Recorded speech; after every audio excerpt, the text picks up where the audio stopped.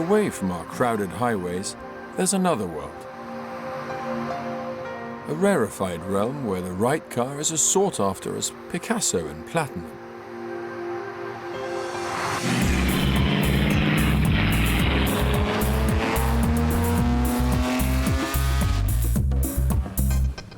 We're going on a journey to the heart of this exclusive world.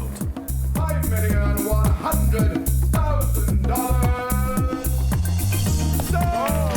Finding out what makes these cars so desirable. You either get it or you don't. It's as simple as that.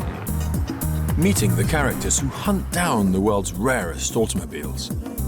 These guys want to win. They want to find the coolest hidden car. And following one man on his 20-year quest to win the ultimate prize at what most consider the greatest car show of them all. I haven't won yet, but I can imagine the feeling.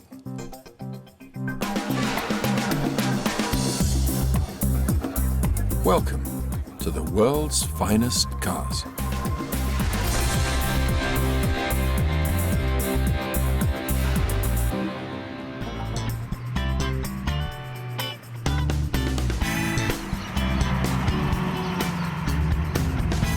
My name is Simon Kidston, and I'm a collector's car specialist. Here we go. Morning, Susie. My work revolves around some of the world's greatest cars, meeting the people that restore and collect them. And I regularly visit auctions, sometimes bidding large sums Give me $1 million. 1.2, on other people's behalf. 1.3, 1.4, 1.5, 1.6, 1.7, 1.8, 1,750 if you'll take it. 1.75. I'm not proud. 1.9 million. 2 million. No. Well, that was too expensive. Better luck next time. I'm here to open the door on this hidden world, where $1 million car is almost commonplace, and where the most prized commodities are rarity and beauty.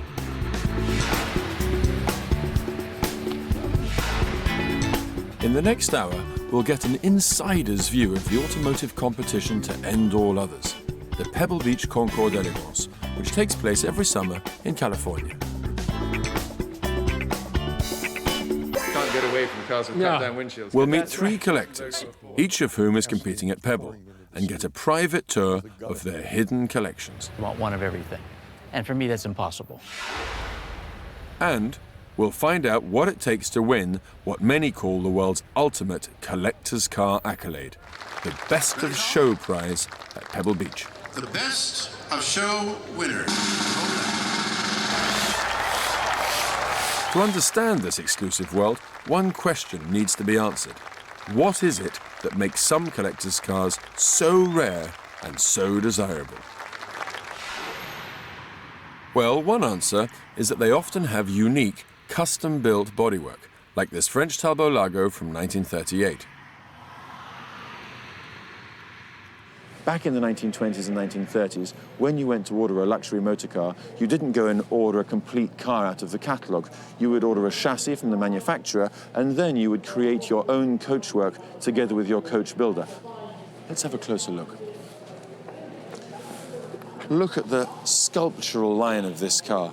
The coach builder was a company called Figoni and Falaschi, two Italians who had established themselves in Paris at the end of the 19th century. Figoni and Falaschi built some of the most outlandish and extravagant designs of the period. Maharajas and film stars were amongst their best clients. This really is the motor car as art.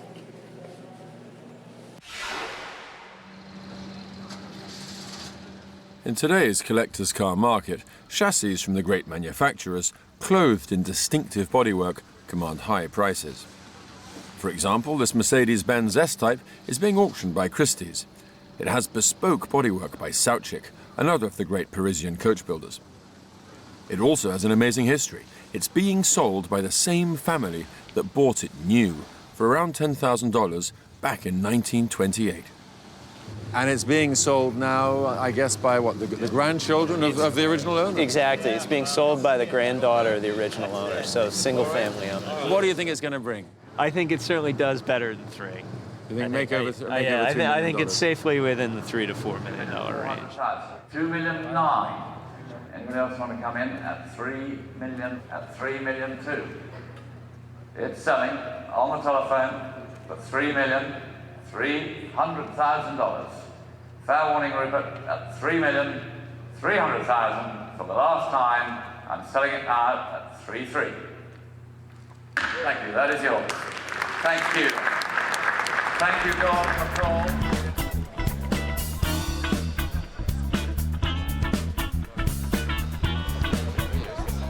A concours d'élégance is French for an elegance competition. At Pebble Beach, it's an exclusive automotive beauty pageant with a variety of fiercely contested prizes on offer. 175 cars are invited, each one carefully selected from thousands of would-be entrants, and all desperate to win.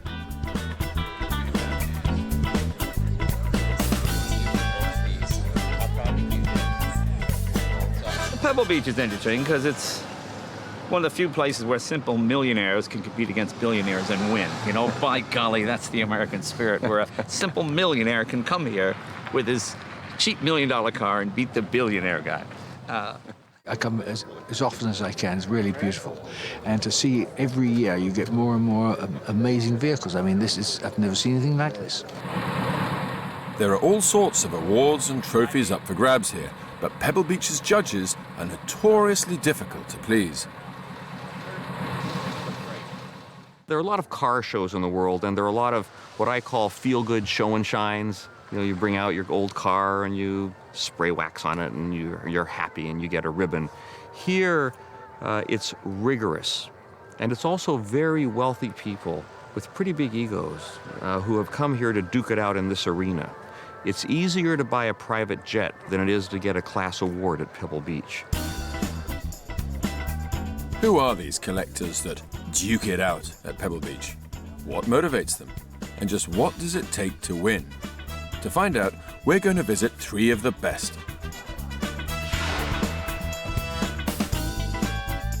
Just like their cars, collectors come in different shapes and sizes.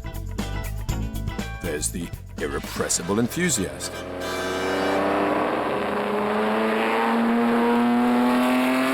I don't even think of myself even today as a collector.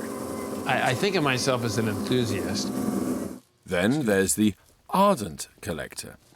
I should say that all very, very ardent collectors are crazy. And I don't exempt myself from that category either. You have to be crazy to have all this stuff. But we'll start with the hunter. We've come here today to sunny Beverly Hills, where former Wall Street financier David Sidoric has agreed for the first time to open his collection to the TV cameras. Simon, let's have a look at the cars here. Early on, I had many different cars. Like most collectors, you want one of everything. And for me, that's impossible. And my passion became narrowed down to Zagato-bodied cars. David's collection focuses on cars with lightweight bodies custom built by the famous Italian coach builder Zagato. He'll be showing one of his Zagato cars, a 1953 Fiat 8V, at Pebble Beach this year. No, I'd love to. David's got no illusions about the nature of the competition. Yeah, I think Pebble Beach is very, very competitive. And it is, without question, the World Cup of automotive shows in the world today. And if you want to win, you win at Pebble Beach. And there are a lot of guys that are very accomplished businessmen throughout the world who would love to have that win on their resume once in their lifetime. And accomplishing that is not easy or cheap. For David, showing the car is the end result of a lengthy process. Traditionally, I'll, find the car, convince them to sell the car, restore the car. When it's in perfect condition, at the end of restoration, you show it as much as you can. That is a great thrill. It's a big buzz. Yeah. These are very valuable cars, but buying them isn't just a matter of money. It's also about the tactics of the hunt or chase. Well, the chase is very important. I mean, you're going after something that no one else could somehow get their hands on. And you get there first. Yeah. Well, it's not getting there first, but everybody tried to buy this car for so many years, and finally you end up with it, and everybody's saying, how'd you do that? Yeah. The same thing applies to the Ferrari. It was owned by a very important collector who thought he would never part with it for any reason at any time, and suddenly it was in my garage. Well, how did that happen? The Aston Martin coming next year is the same story, where it was held by a collector for more than 30 years in his garage. He had a wonderful collection of cars in his garage. He had not sold a car in the prior 50 years, and somehow I walked out the front door with this car. But it took me 2 or 3 years to convince him that I was a great Zagato collector. His car would be welcome in my garage and be well cared for. And after 3 years of chasing him, he finally said yes. I paid for the car, and even then, he wasn't willing to give it to me. It took me 4 more months to get it out of his garage. This badge here is Nino Farina's badge. Who was, For me, the car that reveals most about David's hunter-gatherer instinct is his Zagato-bodied Alfa Romeo. Once, before I understood it at all, a man said to me, all you need is 2 cars, an 8C Alfa and a GTO, and I didn't understand. Life was so simple. And so you finally got the 8C Alfa? I finally got a 2.3 with a Zagato body on it, a very good Zagato body. It was their car in their catalog. It's defined by the front wing, which is a solid piece. It rolls down. There is no division for the running board. It keeps on rolling down, theoretically, never gets flat, and rolls back up to the rear wing. The car's probably worth more than $5 million, but it's not just a work of art.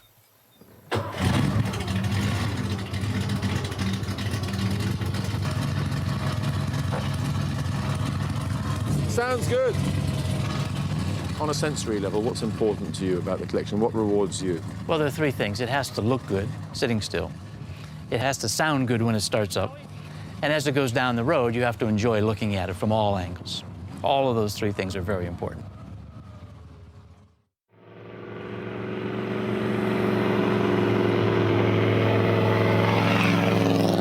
I'm curious to know what makes a car enthusiast like David. I called it a speed gene. And certainly I had it at a young age. Couldn't wait to be 16. And your speed gene kept maturing, and it changes throughout life. And then when you come to California where it's sunny and warm and it doesn't get rusty and it doesn't rain and no potholes, speed genes like it out here.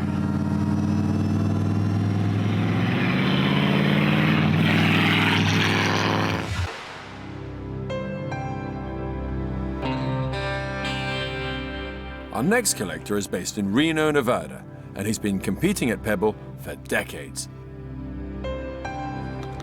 From the outside, this looks like just another industrial building, but in fact, it houses one of the world's most famous private collections, put together over the past 50 years by conservationist and explorer Robert M. Lee. Cameras have never been allowed inside, but we've been given exclusive access. Let's have a look. Bob Lee's collection of around 200 cars is legendary, but this is the first time he's ever let anyone film it. Bob, thank you very much for inviting us into your collection today for the first time. Let me ask you, what advice would you give to budding car collectors? They should never have more than 10 cars, and they should have one really good mechanic to take care of the 10 cars. And if they have more than 10, now to have 10 cars, you have to be crazy too. But once you go further, you get crazier and crazier until you're up at the top of the pyramid with 3 or 4 other nuts. But that's not going to stop you from adding further to the collection. Oh, no, no, no, no. But I never said I wasn't crazy. Our Pininfarina 410 Super American. Bob's collection reflects a lifetime's fascination with beautiful cars. Way back in 1955, he had a chance encounter with Signor Enzo Ferrari in Italy. A year later, Bob went to see US Ferrari importer Luigi Chinetti on his stand at the New York Motor Show. I saw this on the stand. This actual car? This car, and it blew me away. I said, what is the price of this car? And he said, oh, the car's not for sale. It was built for the... Still keen to buy the car, the young Bob left Chinetti's stand and instead spoke directly to Signor Ferrari in Italy. I said, well, I saw this magnificent car, and I would very much like to purchase the car. I have no idea of its value, but I have $9,500 available, and I will offer that for the car. Well, a couple of days later, Chinetti called me up and he said, look, I don't know who you are. I never saw you before in my life. I am the exclusive importer of Ferrari for North America, and I, Luigi Chinetti, cannot buy this Boano convertible, the Geneva car. And Ferrari said I should sell it to you for $9,500. He said, I know it cost the factory more than $20,000 to build. He said, bring me a cashier's check for $9,500. It's the most extraordinary looking car with these wacky fins at the back. They're not wacky, they're elegant, they're beautiful. For a European, they seem wacky. They have motion. Oh, they've certainly got motion, all right. Yeah. The car has 43,992 kilometers on it. It looks like new. Yeah, we restored it to show at Pebble. I love the detailing on this black dashboard with a gold Ferrari emblem. Ferrari de Geneva. When my mother came into New York with me so that I could pick up the car, Chinetti demonstrated the car. And Chinetti drove like a wild man up and down Park Avenue, zigzagging in and out of traffic. Payback from not buying the car from him. I think he was very upset. But Luigi and I became very close friends. It doesn't look like a 50-year-old car, does it? No, it doesn't. It was less than a year old. This collection encompasses 100 years of the all-time great cars. But when pressed, Bob's overall preference seems to be for those distinctive 1950s Ferraris. I love the Peter Collins car, 655, with a cut-down left door. This, to me, is the most beautiful of all open sports cars, and that's a big statement, but I really think so. There's not one open sports car that does for me what that car does for me, from the standpoint of magnificent composition, of phenomenal styling.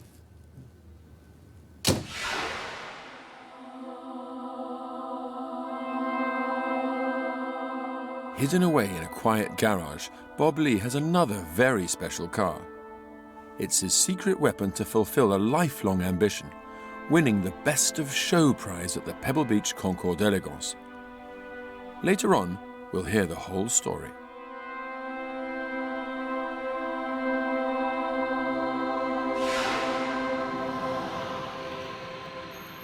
But first, it's time for another Pebble Beach enthusiast, our third and final collector. Welcome to Los Angeles. Thanks, Bruce. We can either shoot hoops or maybe look at some cars. I'll go for the cars if you don't mind. Okay, works for me. Bruce, I presume these are your parents? Ruth and Fred. And were they car enthusiasts? Was your father a car enthusiast before you? My first kind of really old antique type car was a 1929 Ford truck. And I remember driving it into the driveway.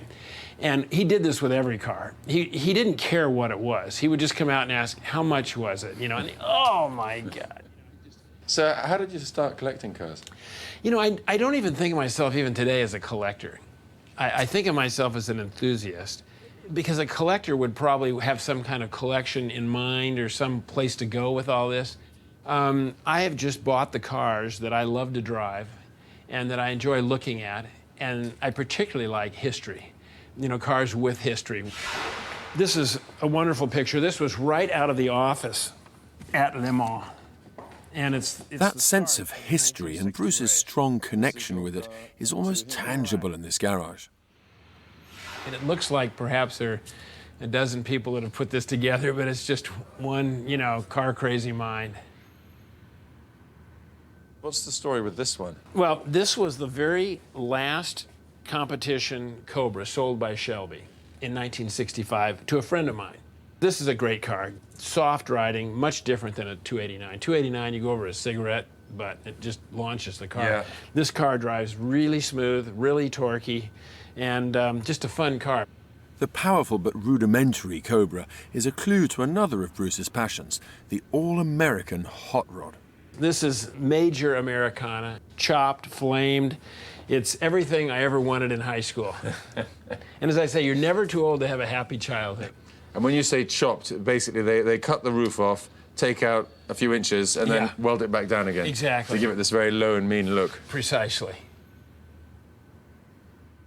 Bruce is obviously a true Angelino, and his collection is rooted in the car culture of Southern California. They decided to go legitimate, and they had this, again, the quintessential Americana highboy hot rod. I drove this last summer to Aspen, Colorado with a friend of mine. I think you were cleaning the bugs out of your teeth for days after. Oh, yeah. Bruce's soft spot for hot rods continues with his 1957 Ferrari Testarossa that once belonged to West Coast racing legend John von Neumann. What's the hot rod connection? The hot rod connection came in. It was actually born a hot rod. It was one of two that John ordered with the 625 Grand Prix engine in it. But after driving it for a year, they came out with the 250 Testarossa. A big 12-cylinder engine rather than the 4-cylinder. Exactly. So Johnny orders the big 250 TR motor for the car and puts it in 1958, and it really is a hot rod. So you'll be showing this car at the Pebble Beach Concours this year, will you? Correct. I'll be showing it for display only because that's what I prefer to do. Bruce's garage is an automotive version of Aladdin's cave. You never know what to expect next. I believe there's something rather special about this particular Mercedes. What is it? Well, this car has always been a favorite of mine. It's a very limited production. It's a 300 SC, which has the Einspritz motor, the fuel-injected motor. They made 48 or 49 of these cars, usually for celebrities or heads of state. And this particular car was bought new by Clark Gable. This was in 1957 when the car was new. And there's Clark Gable, Van Heflin, Gary Cooper. Gary Cooper. And Jimmy Stewart on the right. Yeah. Absolute Hollywood legends. Yeah. And what does this picture show, Bruce? That is Clark and Marilyn. Marilyn Monroe. You know, really days before he died, filming The Misfits. His wife was a friend and a customer of mine. So she had taken this car, which she really just took and put it in storage. So this is a very, very original car. I've had it for 25 years. But it has the matching luggage. Wow. It actually has interior matching luggage, but it still has a St. Christopher's on the dash with CG engraved on it. And the car drives like new. Looking around these collections, you can't help remembering that many of these cars are very valuable. How do you justify it in your own mind to keep these cars when they become worth so much money? Are you often tempted and think, wow, it's a lot of money, I should take it?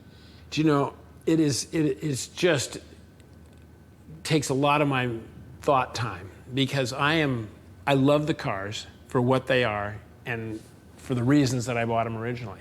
But then all of a sudden they become valuable to a point that it's like life-changing. And that's where it does just kind of, I just, in my mind, I think I should sell these cars now. But for me, it's very hard to part with them because I bought them because I enjoy them and I like to drive them. And I come out here daily and I look at the cars and I'll come out with a glass of wine or a beer or just come out and just marvel at these. Because if somebody would have told me that I would have had 2 cars, I would have thought impossible. But I'm just not a good seller. I enjoy what I have and I just can't bring myself around to party with them.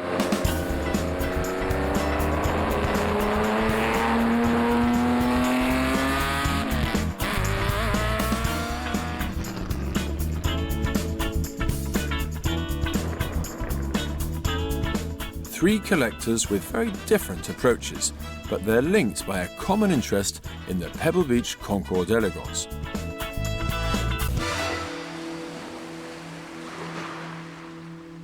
The competition takes place here on California's Monterey Peninsula. Every August, Monterey plays host to arguably the greatest gathering of collectors' cars in the world, and Pebble Beach is just one of many attractions.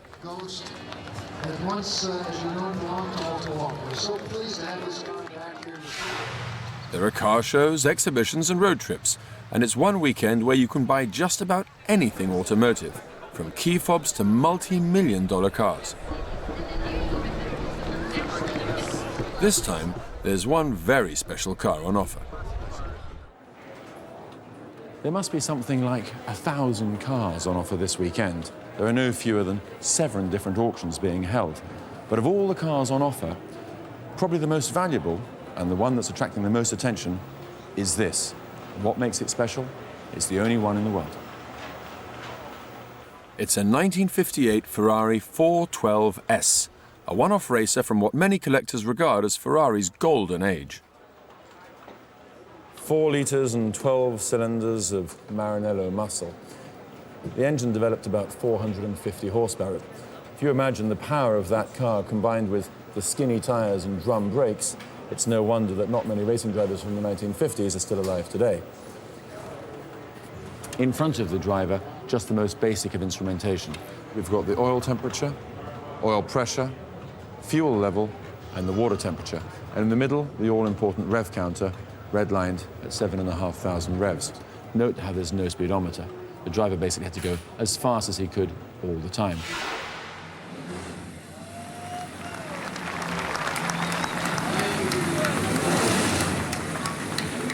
They're calling it the car of the weekend. Here it is, the Ferrari. Let's see what happens. At $4 million, ladies and gentlemen, now. At $4 million, do I hear $4,005,000? $4,850,000. $5 million, ladies and gentlemen, now. $5,100,000.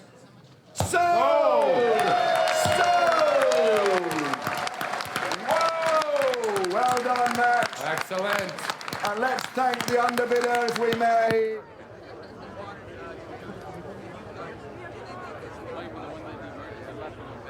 Away from the dizzy commercialism of the sale room, this is where the single most celebrated event of the Monterey weekend takes place, the manicured lawns of the Lodge at Pebble Beach. Most of the 175 invited cars have been restored specially for the concours. In some cases, the restoration work alone has taken several years to complete and cost up to $1 million. The money, if you've been to Niagara Falls and watched the water flow over, imagine $100 bills. There's no stopping it, there's no logic, there's no budget. It's whatever it takes to win. It's like an America Cup racing thing. It's just a ruthless, ruthless torrent of expenditure to even get you into the arena where you might be considered for best of show.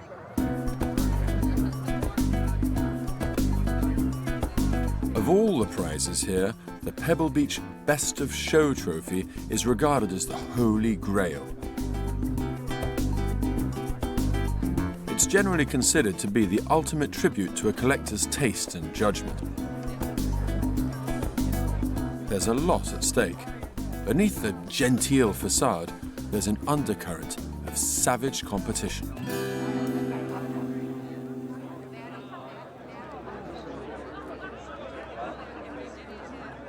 These are all type A personalities. There aren't many Prozac specialists, rolling around on the field here. So these guys want to win. They want to find the coolest hidden car. They want to restore it to an extraordinary example, and they want to put it right in your face, their competitor, and say, oh, you were close this time, weren't you? Good luck next year.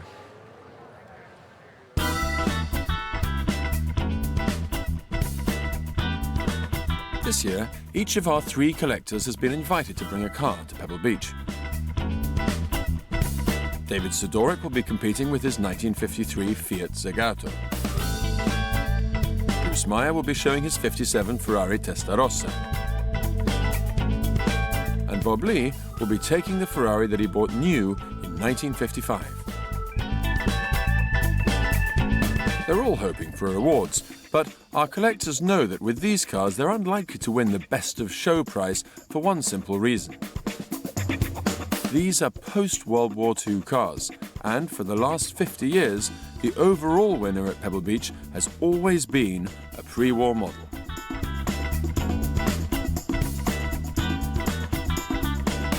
But Bob Lee desperately wants to win, so he'll be bringing another car. A secret weapon whose story begins with a telephone call from Ontario, Canada. Rob Myers called me and he said, Bob, I've got a car for you that's got to win Pebble Beach. I said, talk to me. Told him I had a car that I felt he could acquire, have us do the restoration, and go out and win Pebble and some of the other major shows. Meanwhile, the same day or the next day, a collector friend of mine from this area called and said, you know, that car that Rob Myers had is so gorgeous, you'll win Pebble Beach with it without even taking the car there. Just bring a picture. These were his words. I said, okay, I'll go and look at the car. So Scott and I flew out to look at the car. And we were impressed, even though the car was very shabby. We were impressed by the size, by the presence the car had. It had tremendous presence. We started negotiating. Well, there wasn't any negotiating. The guy wanted an outrageous price, and I had to make up my mind whether or not I was going to pay it. And, well, we made a deal where we traded him some duplicates from our collection and a carload of, a big carload of cash to make up the difference. And then we kept in touch with him throughout the about 20-month restoration period.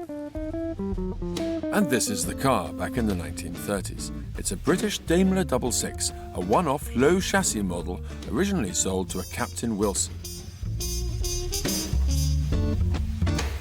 By the 1980s, it was languishing on a farm in Britain's West Country, where it slowly deteriorated until Rob Myers bought it and shipped it to Canada. Were there any particular challenges in the restoration of this car that you encountered? The drivetrain was quite a challenge. It's a very complicated engine. It's a sleeve valve, 12-cylinder, 7.1-liter engine, and there's not too much information available on the old Daimler engines right now. There was a lot of reverse engineering that went on. It was quite a challenge. Now, after more than 12,000 man-hours of restoration, the Daimler 66 is almost ready. It's the final straight on an epic journey of intensive work, which has seen this team of craftsmen and women preparing this car for probably the most important day in its 75-year life, its rebirth and public debut at the Pebble Beach Concours d'Elegance.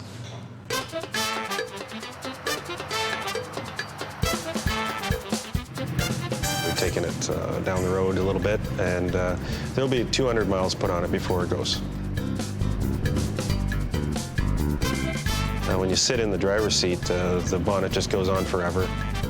It's quite a view.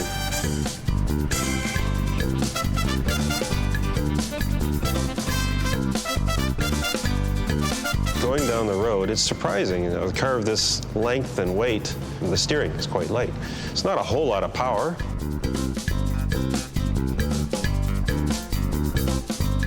It's easy to see why, for many years, Daimler was considered on a par with Rolls-Royce. It was the car of choice for Britain's royal family.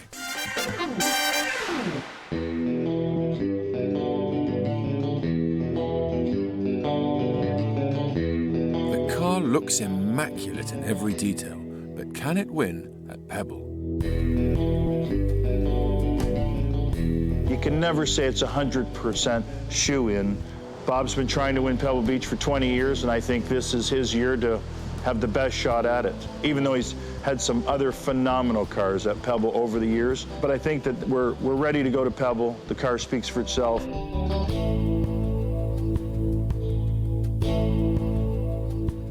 How do you fancy your chances then this year, finally, of achieving best of show at Pebble Beach? I think we've got a very, very good shot at it. A very good shot at it. If you're a betting man, what odds would you give? I wouldn't want to bet. It's crazy. It's a very emotional, it's a very emotional thing.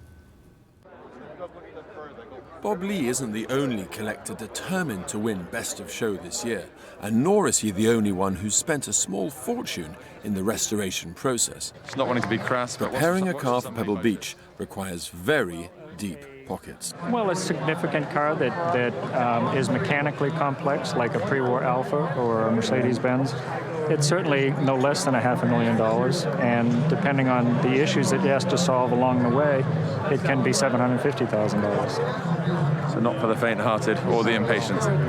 What's your take on the degree that people will go to restore their cars to win Pebble Beach? What do you think of those type of restorations? Oh, you mean short of murder?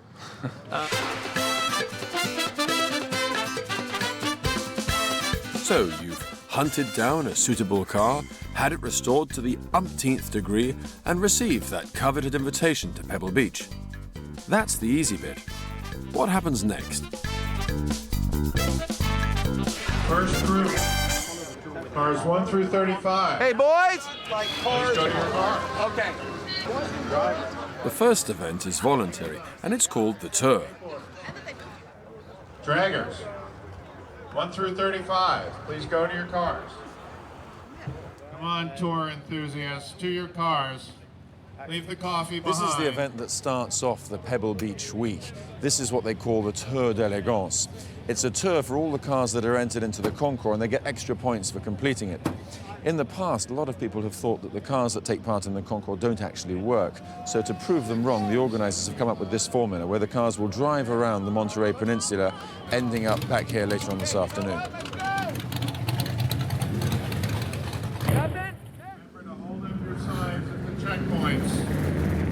Bob Lee's Daimler's not on the Tour today, but there he is in his second entry, the Ferrari 250 GT.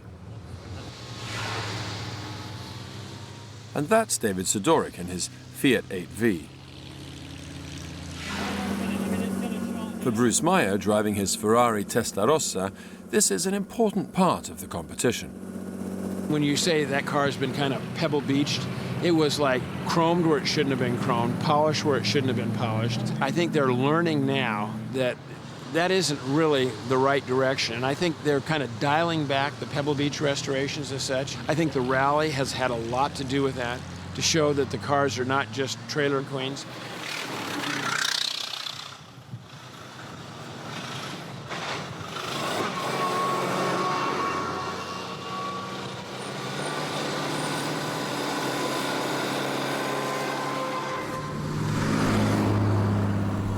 This priceless cavalcade is made up of less than half the concours entrants.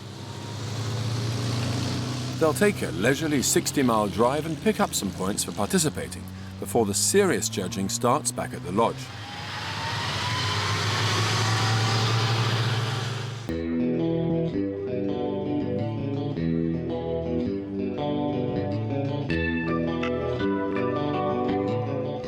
This is where all those months and years of preparation and hard work will finally be judged.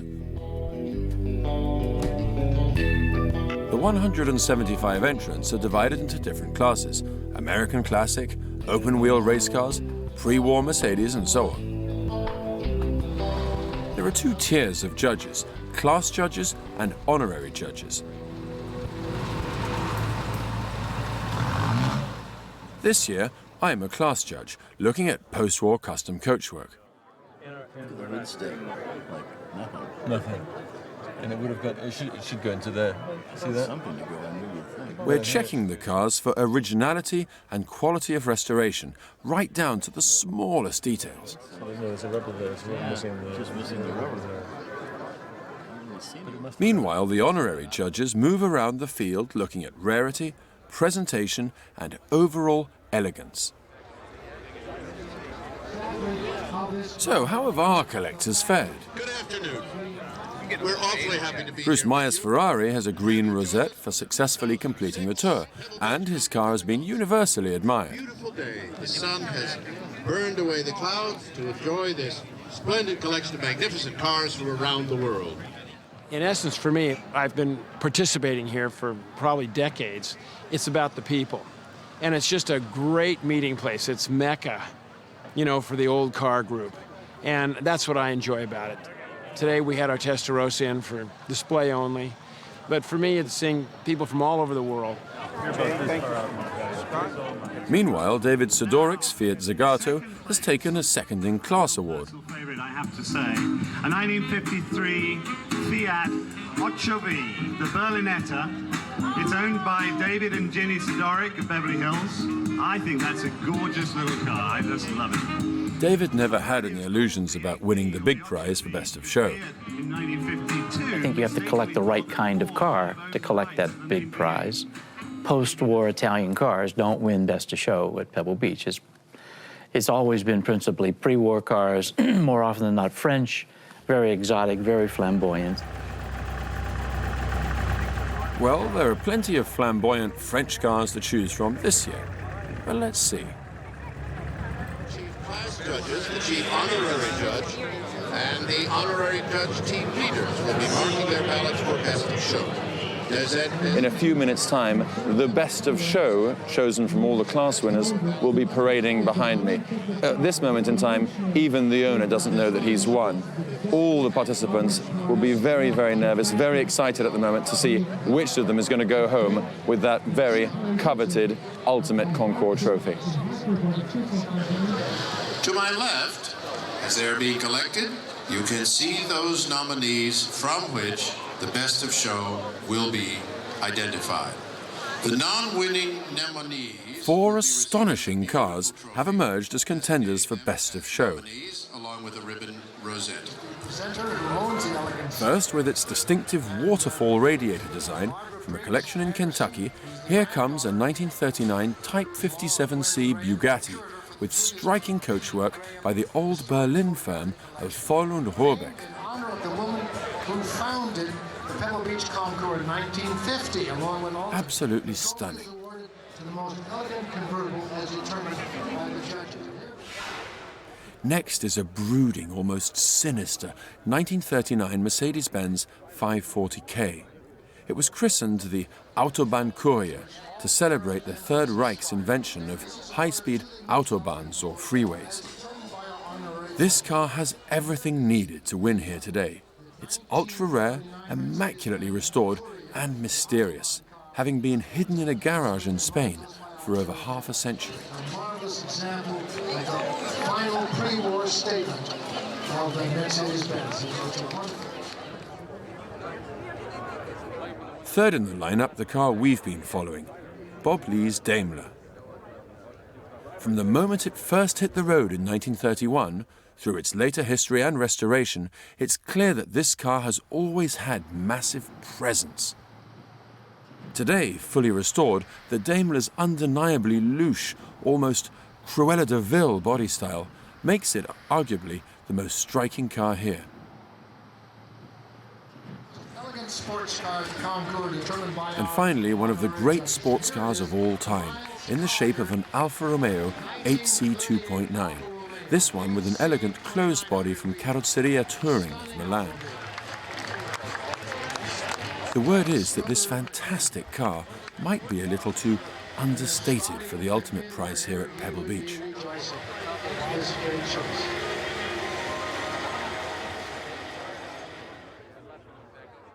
In a titanic pre-World War II automotive power struggle, a French Bugatti meets a German Mercedes, a British Daimler, and an Italian Alfa Romeo.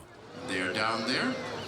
These cars deserve another hearty congratulations for the quality and beauty that have brought to our show. Let's give them another great round of applause. Ready, Tom? The Best of Show winners of the 56th Annual Pebble Beach Concours d'Elegance is the 1931 Daimler of Bob Lee.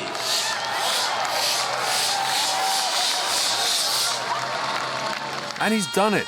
After 20 years of dreaming, Bob Lee has finally won Best of Show at Pebble Beach.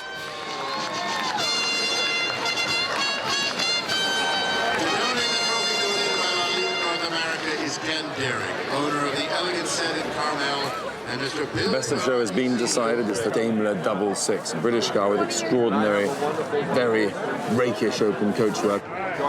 Lots of excitement. As you can see, everybody waiting to congratulate and to interview him. Very emotional moment. Thank you I thought that was you driving, so I'm yelling, finally, Scott, finally. What are the emotions going through your mind at the moment? The first emotion was, am I dreaming? You pinched yourself and you weren't. Yeah, and everyone's been slapping me around, so I figured that I'm... But you're much in demand at the moment. Love you, kid. I'm so glad for you. Well, we were doing a little. Okay, we finished 2 weeks ago, but we were still doing little fluffing. So you've done a grand total of about 300 yards in it so far. Sorry? You've done about 300 yards in it so far. That's about it. Oh no! Before it came down from Canada, Rob's men drove it about 150 miles. 200 miles. Yeah, but I've only driven it about 50 feet. So you've got lots of chance now to drive it and enjoy it. Oh, I've got lots of time. And you'll be back next year? Oh, you bet. You bet. Congratulations. Thank you. Well Thank done. You. Thank you very much. Congratulations. Thank you.